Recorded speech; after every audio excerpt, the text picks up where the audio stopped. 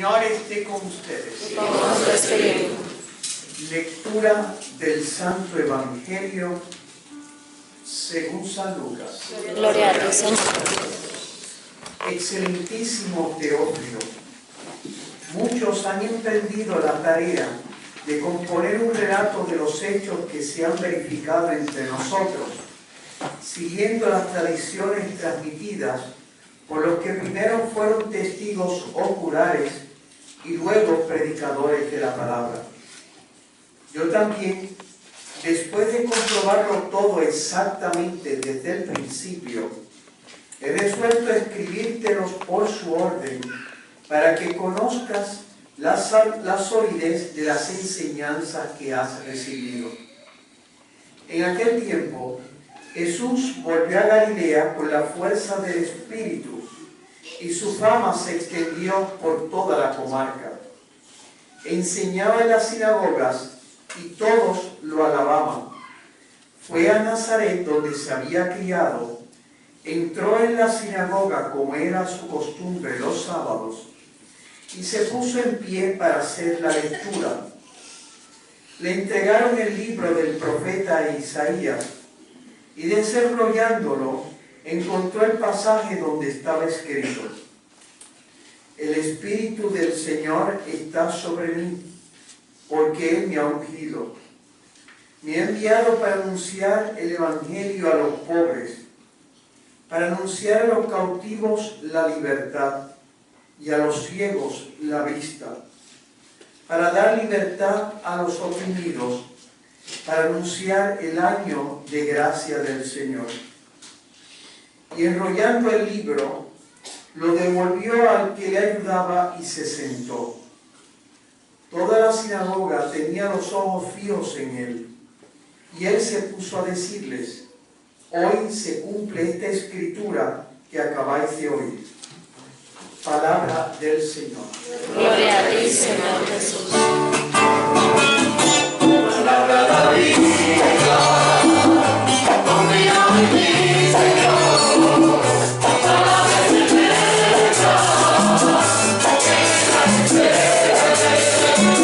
palabra David, confío en ti, Señor. Palabra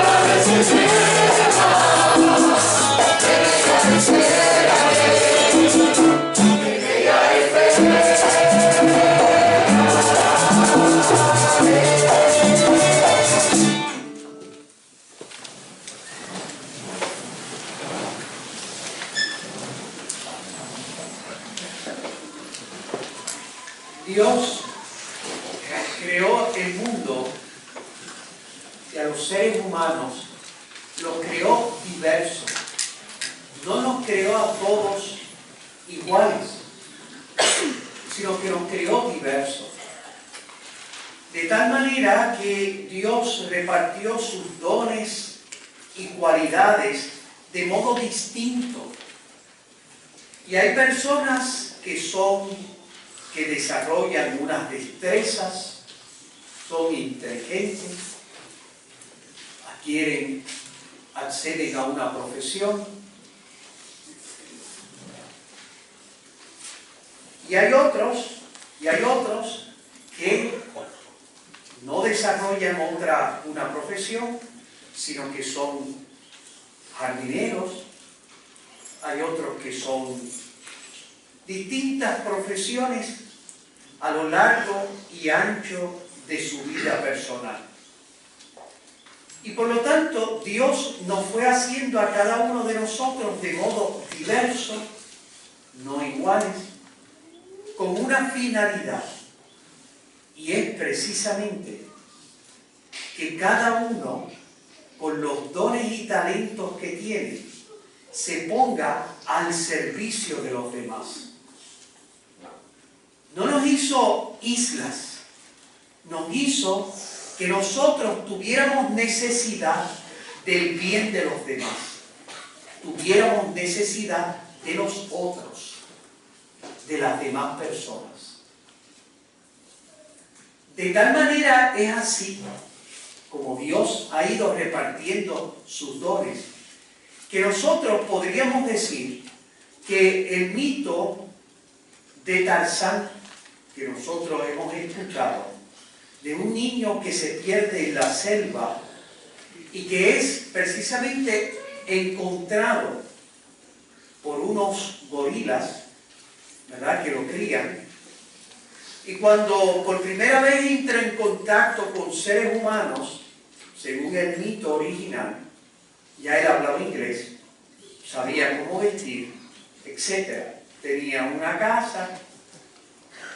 Eso es imposible, porque el ser humano, como afirma la Iglesia, el ser humano es la única criatura a la que Dios ha amado por sí misma y no puede alcanzar su plenitud sino en la entrega sincera a los demás.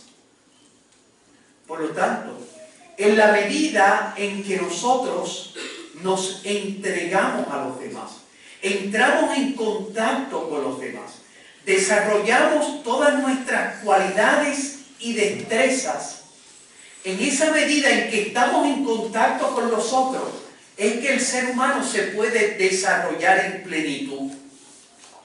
Un ser humano que se cierra a sí mismo y no se abre a los demás es un ser humano deficiente. El mito de Tarzán no se realiza porque precisamente los niños que se han encontrado perdidos en el bosque o en la selva, esos niños no se desarrollan plenamente, sino que desarrollan unas destrezas que se llaman los niños lobos, desarrollan su animalidad, no pueden desarrollar sus cualidades humanas, los valores, las destrezas, los talentos, que solamente el ser humano puede desarrollar en contacto con los demás, en servicio con los demás.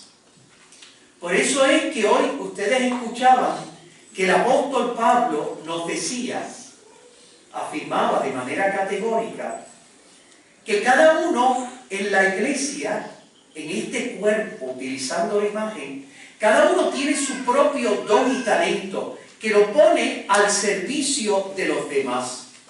No todos pueden ser manos, no todos son pies, no todos son ojos, pero cada uno tiene necesidad de los otros para poder desarrollarse en plenitud. Nadie, el ojo no puede decirle a la mano, no tengo necesidad de ti, porque tenemos necesidad los unos de los otros para poder desarrollarnos en plenitud. Así es también como Dios ha creado el mundo, porque la solidaridad entre los unos y los otros parte de una necesidad humana, no de una especie de imposición social. Un médico se desarrolla como médico en la medida en que se entrega a sus pacientes. Sin duda uno puede pensar que el médico es el único que da en esa relación de paciente y médico, pero no es así. El médico no solo da con su destreza para poder ayudar al paciente, sino que también recibe del paciente, porque uno no solamente da, sino que también recibe. Por eso es tan contrario a nuestra sensibilidad cristiana cuando nosotros no sentimos la necesidad de los demás, no solo de darnos a los demás, es que sin los demás yo no puedo alcanzar la felicidad que yo aspiro en mi corazón. Dios nos ha creado a todos como un gran cuerpo para poder desarrollarnos como personas. El ser humano es la única criatura que no puede alcanzar su plenitud sino en la entrega sincera a los demás. Por eso es que Jesucristo nos enseña a nosotros no ver en los demás un peligro, sino siempre ver en los demás una oportunidad. En esta sociedad nuestra, la gente siempre se relaciona con los demás a ver qué yo puedo sacar de los otros. Pero el criterio que nos enseña en el Evangelio no es a ver qué yo puedo sacar, sino aquello que yo puedo dar, cómo yo puedo servir. Por eso es que el Señor en el Evangelio, cuando nos habla de la parábola del buen samaritano, nos enseña precisamente de dos personajes, un sacerdote de la antigua ley y un escriba, que cuando vieron a un hombre tirado en el camino, que había sido apaleado, robado, y se encontraba en sufrimiento, aquellos dos vieron un peligro. Pero el buen samaritano entendió que aquello no era un peligro, era una oportunidad de servir. Y tú y yo, que queremos seguir precisamente este nuevo modo de sensibilidad que nos enseña a nosotros, Jesucristo, tenemos necesidad imperiosa de cambiar nuestra mentalidad y de comenzar a relacionarnos con los demás de un modo diverso. Los demás no son un peligro, los demás son una oportunidad.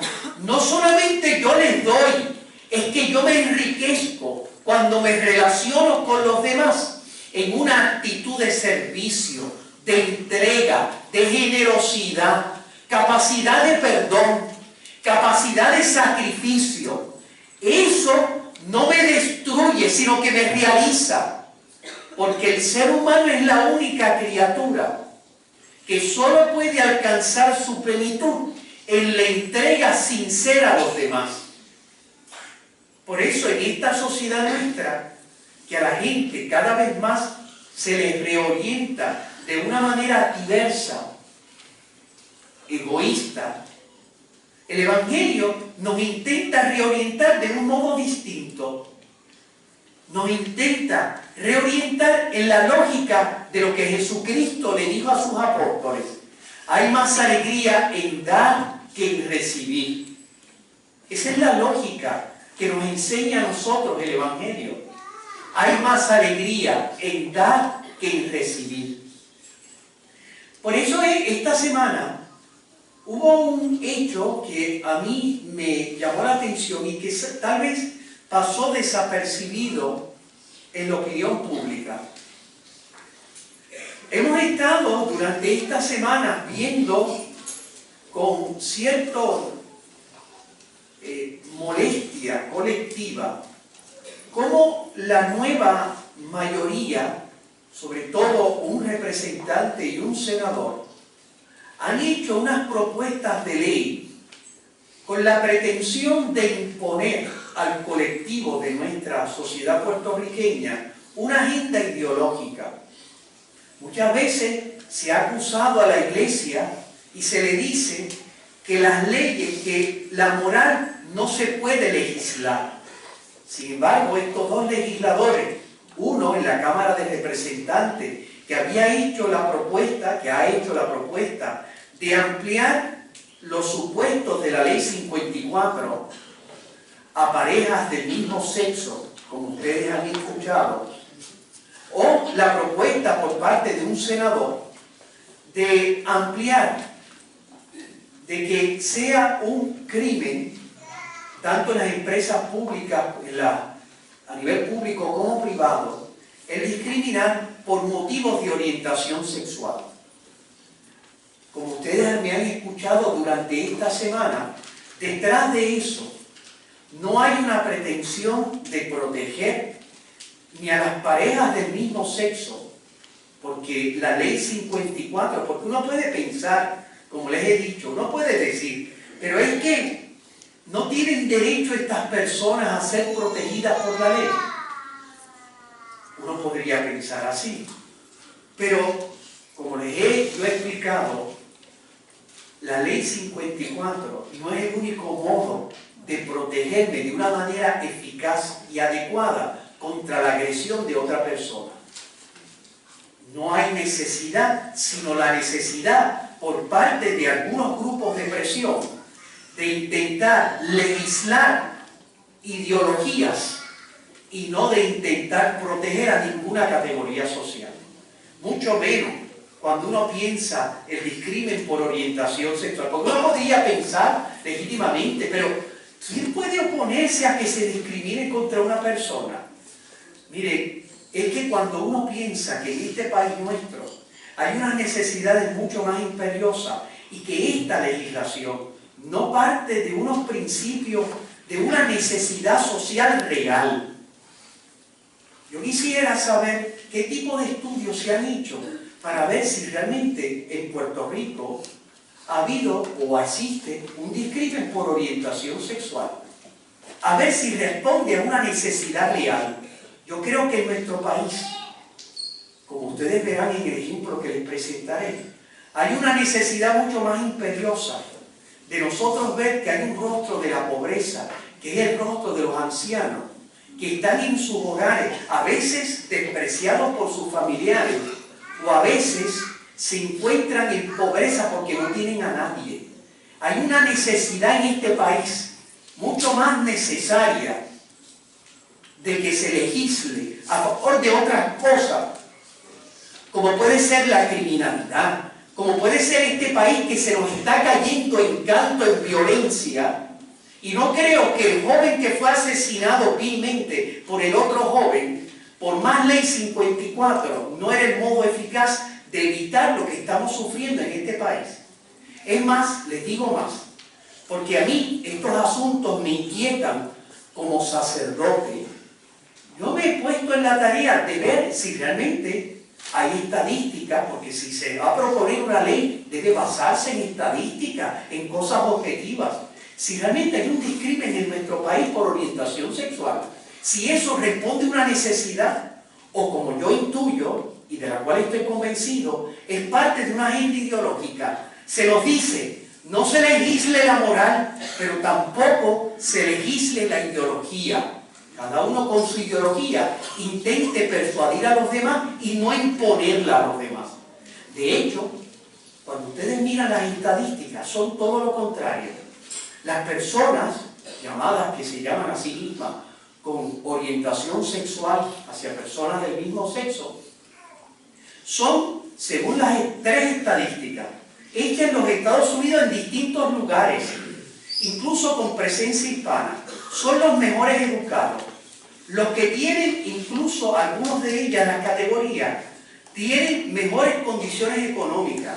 Y cuando se les pregunta, ellos mismos afirman que las empresas en las que trabajan no sienten ningún tipo de discrimen especial. Entonces uno piensa, si las estadísticas que hay dicen todo lo contrario, ¿por qué se quiere legislar esto? ¿Por qué se quiere hundir al país en esta lógica de la confrontación cuando no responde a una necesidad real? Si no es querer seguir en este país, que ya tenemos muchas cosas para estar en confrontación, seguir añadiendo nuevos capítulos de confrontación, en vez de ayudar a crear un clima de diálogo en la que todos, en una unidad como país, nos dediquemos a los asuntos que tenemos prioridad. La ancianidad, que está desprotegida económicamente, desprotegida afectivamente, porque la pobreza peor, decía Madre Teresa de Calcuta, no es no tener dinero, esa es terrible, es la pobreza de la afectividad. Y yo quisiera que ustedes se entraran, como entro yo, a todos estos asilos de ancianos que tenemos de aquí. Y ustedes entran en esos lugares y uno sale deprimido. El pensar en los lugares y las condiciones en las que nuestros ancianos viven. Y uno piensa la violencia doméstica, que no es la violencia entre personas del mismo género, la violencia sobre todo contra la mujer. Por eso surge la ley 54. Porque sí, hay violencia contra hombres, habrá violencia entre personas del mismo sexo, como habrá violencia entre amigos y vecinos. Pero la violencia contra la mujer es una epidemia que ni la ley 54 ha sido capaz de detener, porque es un problema del corazón. es un problema educativo, es un problema de un sistema de educación privado o público que no ha sabido transmitir aquello que dice el Señor en el Evangelio. ¿De qué le vale al hombre ganar el mundo entero si pierde su alma? En este país nuestro, nosotros parece que hemos querido conquistar el mundo y sin duda hemos logrado un desarrollo económico llamativo, pero en este desarrollo hemos perdido el alma. Porque que un joven asesine a otro en la calle San Sebastián en la fiesta, simplemente porque tuvo un choque con él, y que lo único que se le ocurre a esa persona es sacar su arma para asesinar a otra. Y si eso fue terrible, que manifiesta que hemos perdido el alma en este país, todavía más terrible es uno ver que están tomando fotos mientras hay un cadáver tirado allí sin ningún tipo de pudor, sino con una morbosidad desequilibrante. Y así mismo se transmitió a las redes que un joven jugando baloncesto, que yo me acuerdo cuando uno jugaba baloncesto, cada vez yo me siento más distante. Yo digo, Dios mío, realmente me estoy poniendo viejo. Porque sí, uno porque podía molestarse, pues se le daba la bofetada, lo más que había era un ojo hinchado. Yo no sé, hasta las peleas tenían un sentido de más dignidad humana. Pero ya esto, ya es volver a los niveles de la caverna. Que un joven mate a otro simplemente porque le dio una falta, ustedes se dan cuenta qué país. Y si eso es lo preocupante, que todavía nuestra legislatura no se dé cuenta que esos son los problemas que tenemos como sociedad, reales, no problemas inventados por motivos ideológicos, no problemas que lo único que hacen es contribuir más a la confrontación que hay en nuestro país. Es que realmente me tengo miedo del futuro que nosotros tenemos como sociedad. Porque de nuevo, cada vez que se inicia una nueva experiencia de servicio gubernamental, sin duda hay una esperanza de que las cosas serán distintas, que lo bueno que hubo se intentará que se preserve y aquello que no era tan bueno, hacer un cambio. Pero cuando uno está viendo estas cosas, uno dice, ¿qué nos espera a nosotros como país? El país va por un lado, que es un precipicio, y a veces aquellos que tienen la responsabilidad de servirnos, van por otro. No solamente las instituciones gubernamentales, que a veces uno ve esta falta de sensibilidad. A mí me es más preocupante estos acontecimientos, que simplemente que si la bandera de Puerto Rico flota sola en los edificios o no. Yo no sé ustedes, pero yo estoy, o que si el nombre de un edificio público debe tenerlo o no. Pero ¿en qué estamos viviendo como nuestro país? Si me preocupa esa insensibilidad irresponsable de los que nos están ahora, tienen la responsabilidad.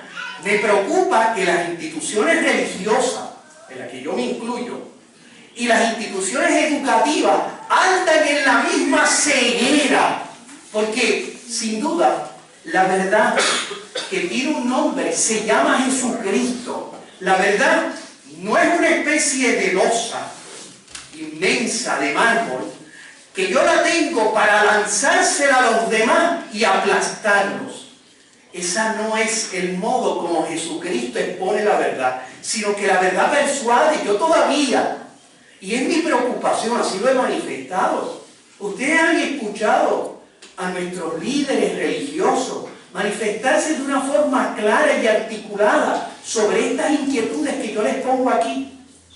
Ustedes han escuchado que se insertan en el debate, porque yo no digo la verdad de la iglesia, esta verdad que persuade y seduce, porque así es como Jesús se acerca a nosotros. Él no nos tira la verdad para que nos aplaste.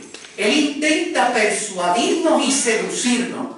Yo todavía, los líderes religiosos en amplio, los líderes educativos, ¿qué vamos a hacer nosotros si se nos está uniendo el país? Si es una tragedia que un joven haya muerto, a manos de otro que le sacó la pistola, es también trágico porque aquí hubo una doble muerte. Murió el joven, lamentablemente, y el otro es una especie de muerte. Ese es el país que tenemos.